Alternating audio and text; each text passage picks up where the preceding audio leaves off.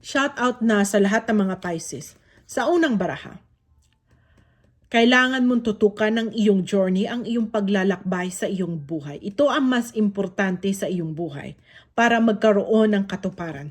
Itong once na ito ay ang gagamitin mong lakas para magkaroon ng katuparan lahat ng mga pinapangarap mo sa iyong buhay, mga Pisces. Pangalawang baraha, laban lang, laban ng buong tapang sa pagkamit mo sa lahat ng mga pinapangarap mo sa iyong buhay, mga Pisces. Sa panghuling baraha, dadaan ka sa pagsubok ng pag-alinlangan ng iyong kakayanan.